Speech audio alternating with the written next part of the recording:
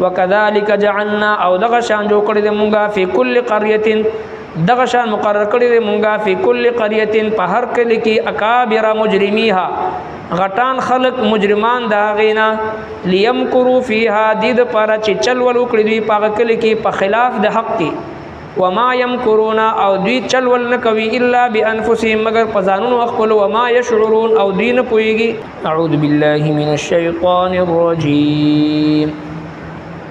بسم الله الرحمن الرحيم وكذلك جعلنا في كل قرية أكابر مجرميها ليمكروا فيها وما يمكرون إلا بأنفسهم وما يشعرون وإذا جاءتهم آية قالوا لن نؤمن حتى نؤتى مثل ما أوتي رسل الله الله أعلم حيث يجعل رسالته سيصيب الذين أجرموا صغار عند الله وعذاب شديد بما كانوا يمكرون صدق الله العظيم. دین مخکی آیت مبارکو کی اللہ جل شانہ د هغه باطل او عقاید چې کوم د مشرکین او پاغي باندې رادو فرمایل او حکم د دې خبرې او فرمایل چې تاسو همیشه هغه پاکیزه او حلال خوراک کوي چې کوم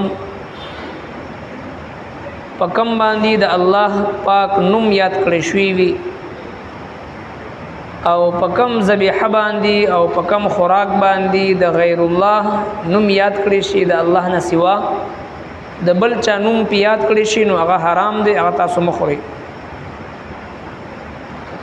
او په دغه د حلال او د حرام په سلسله کې د مشرکین خبره ممنئ او که تاسو د مشرکین خبره اومنه تاسو به هم مشرکانی. بیا الله جل شانه د مؤمن او د کافر مثال بیان فرمایل چې د مؤمن مثال دا سری چې یو مړی را پاسول شي او هغه ته رڼا ورکړي شي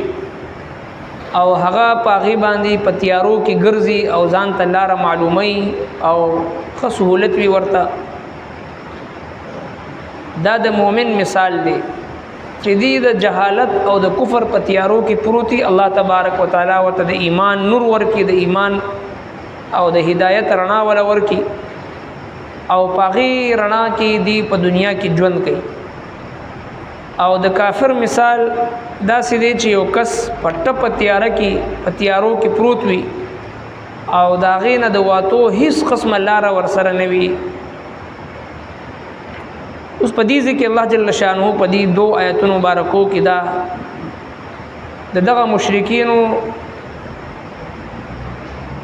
د شرک او د دوی هغه مشران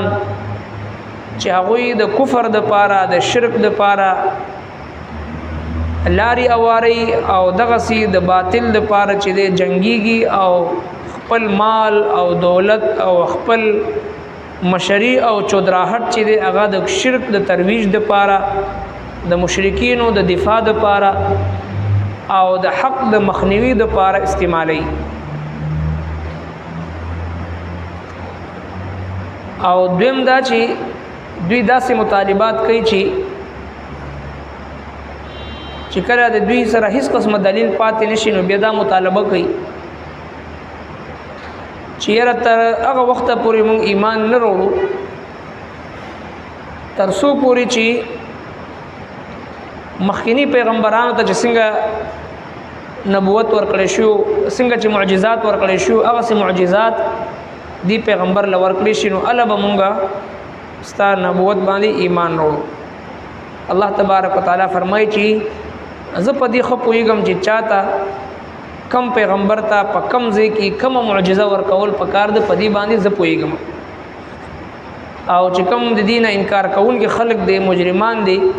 دوی ته ډېر د ذلت عذاب ملاویدونکي دی د دوی د چل ول د وجنا د دوی د مکر و فریب د وجنا فرمای و اذا جاءت وكذلك او دغه شان جعلنا جو کړی د مونږه فی کل قريه په هر کلی کې اکابر غټان خلق مجرمیها مجرمان داغي لیمکروا فیها دید پارا چې چل ول وکړي دوی په کلی کې په خلاف د حق کې وما يمكرون او دوی چل ول نه کوي الا بانفسهم مگر په خپل ځانونو په ځانونو خپلو وما يشعرون او دوی نه پويږي واذا جاءتهم آیه او چې کله راشي دوی ته نخا قالوا دوی وی لن نؤمنا چر ایمان نروړو مونږه حتا تردي نؤتا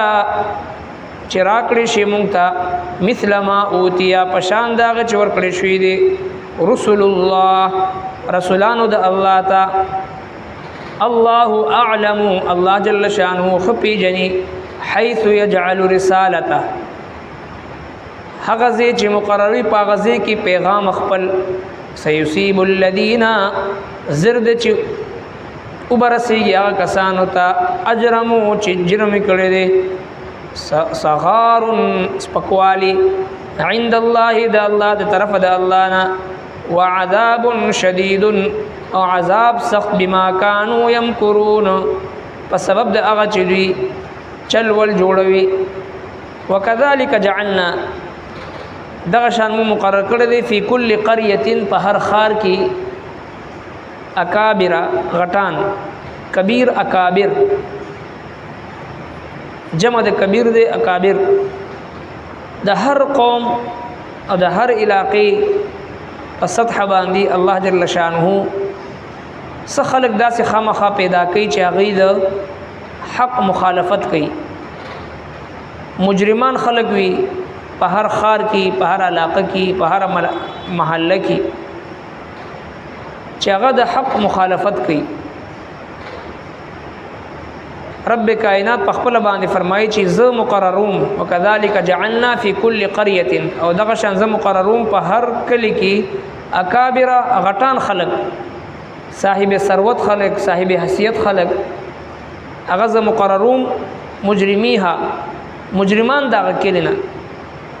لیمکروا فیها د پاره چې چل ول کوي په کلی کې په خلاف د حق د حق خلاف هغه چل ولو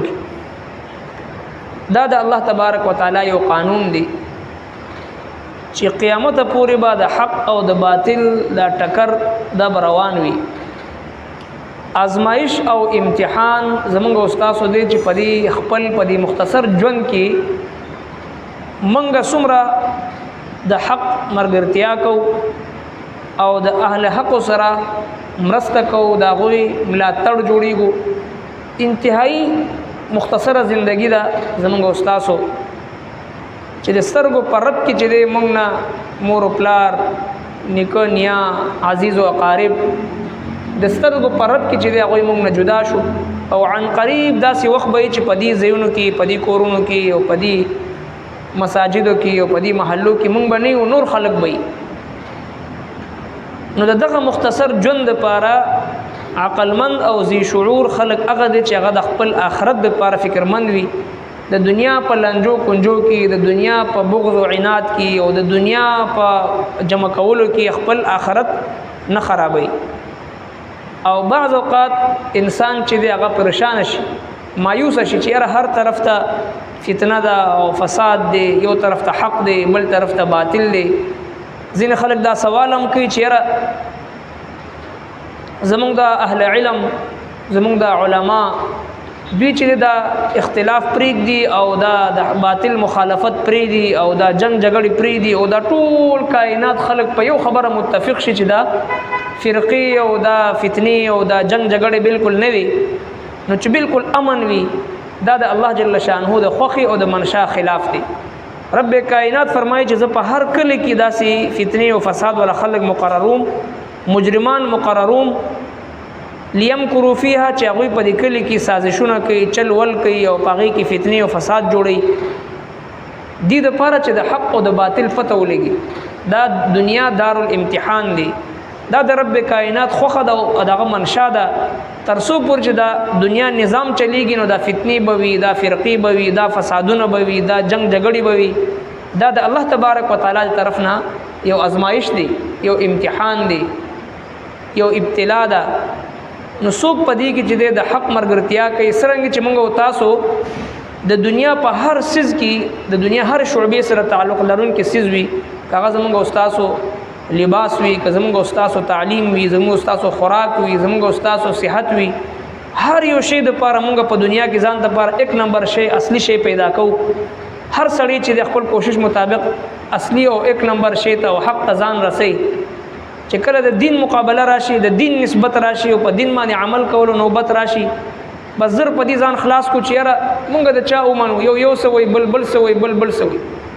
بعینه دغه سی په بازار کې او په د صحت په حواله سره د خوراک په حواله سره د لباس په حواله سره د هر شی په حواله سره په زرګونو قسمه شیزونه چې د نقلی او 2 نمبر په بازار کې په دنیا کې موجود وي موږ مهنت او کوشش سره ځان حق ته رسو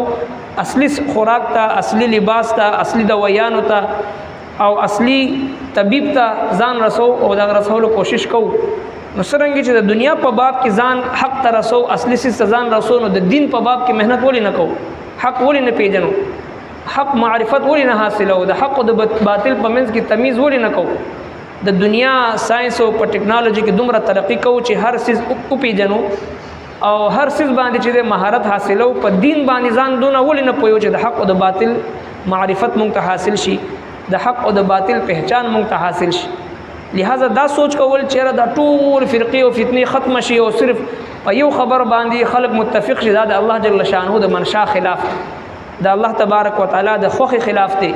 د رب کائنات د دې چې کوم فطري نظام دی هغه نظام خلاف دی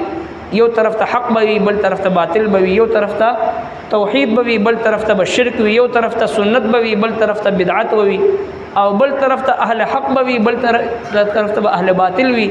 دا ټکر د حق او د باطل تر قیامت پورې به روان وي دا ختم دي نشي لہذا بعض اوقات زموږ دا خواهش پیدا شي چې دا ټول خبرې ختم شي او امن امان راشي او ټول امت چې د په یو خبره باندې متفق شي دا خبره د الله جل شانه د خوخ او داغه د منشا خلاف دي